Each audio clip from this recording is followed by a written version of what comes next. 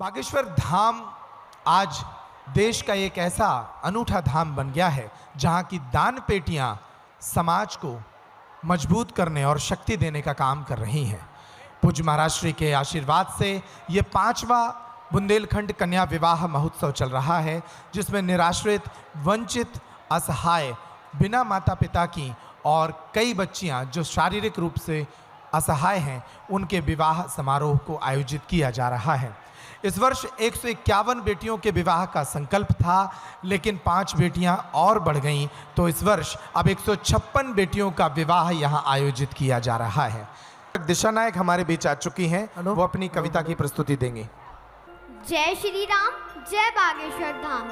मैं Google girl दिशा नायक और बागेश्वर धाम की पावन धरा पर उपस्थित सभी श्रेष्ठ संतों महात्माओं को मेरा प्रणाम और यहाँ पर उपस्थित सभी लोगों को मेरा प्रणाम। और मैं प्रणाम करती हूँ हमारे श्री धीरेन्द्र कृष्ण शास्त्री जी को, जिन्होंने इतने बड़े कार्य को पूर्ण किया है। तो मैं ज़्यादा समय बर्बाद ना करके अपनी कविता की ओर बढ़ती हूँ।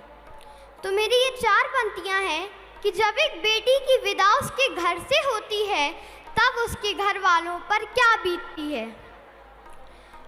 कन्यादान हुआ जब पूरा, आया समय विदाई का। कन्यादान हुआ जब पूरा, आया समय विदाई का। हंसी खुशी सब काम हुआ था, सारी रस्म अदाई का। हंसी खुशी सब काम हुआ था, सारी रस्म अदाई का। बेटी के उसका तरशर ने बाबुल को झकझोर दिया। बेटी के उसका तरशर ने बाबुल को झकझोर दिया। पूछ रही थी पापा तुमने क्या सचमुच में छोड़ दिया। पूछ रही थी पापा तुमने क्या सचमुच में छोड़ दिया। अपने आंगन की फुलवारी मुझको सदा कहा तुमने। अपने आंगन की फुलवारी मुझको सदा कहा तुमने। मेरे रोने को पल भर भी बिल्कुल नहीं सहा तुमने। मेरे रोने को पल भर भी बिल्कुल नहीं सहा तुमने। क्या इस आंगन के कोने में मेरा कुछ स्थान नहीं। क्या इस आंगन के कोने में मेरा कुछ स्थान नहीं। अब मेरे रोने का पापा तुमको बिल्कुल ध्यान नहीं। अब मेरे रोने का पापा तुमको बिल्कुल ध्यान नहीं। फिर देखो अंतिम बार दहली लोग मुझे बुझवाते हैं। देखो अंतिम बार दहली लोग मुझे बुझवाते हैं। आकर के पापा क्यों इनको आप नहीं धमकाते हैं। आकर के पापा क्यों इनको आप नहीं धमकाते हैं।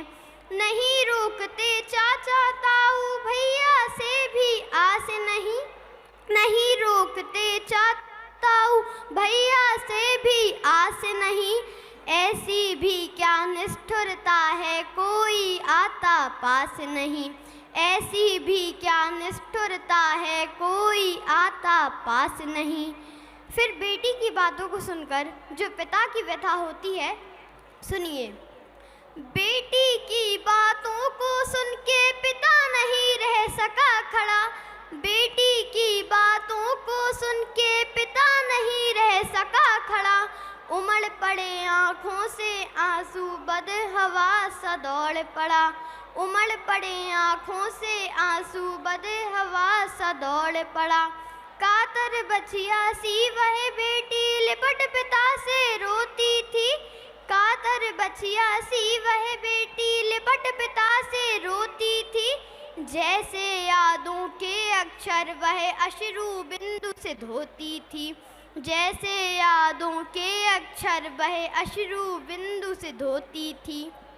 फिर जो माँ की व्यथा होती है, सुनिए। माँ को लगा गोद से कोई मानो सब कुछ छीन चला। माँ को लगा गोद से कोई मानो सब कुछ छीन चला।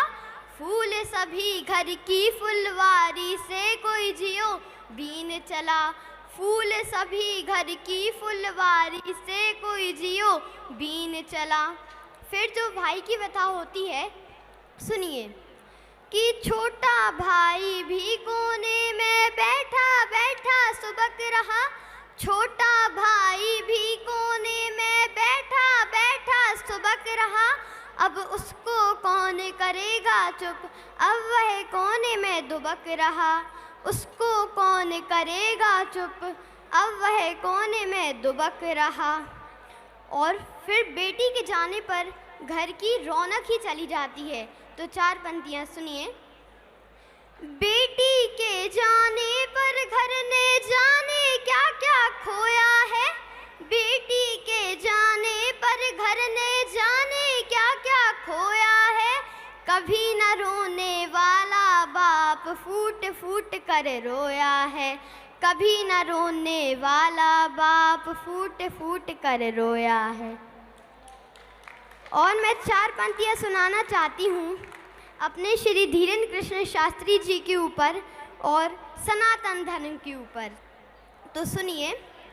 सुबह लिखेंगे शाम लिखेंगे, सुबह लिखेंगे शाम लिखेंगे, हाले दिल तमाम लिखेंगे, हाले दिल तमाम लिखेंगे। और वो कलम दीवानी हो जाएगी जिससे हम अपने श्री धीरेन्द्र कृष्ण शास्त्री जी का नाम लिखेंगे।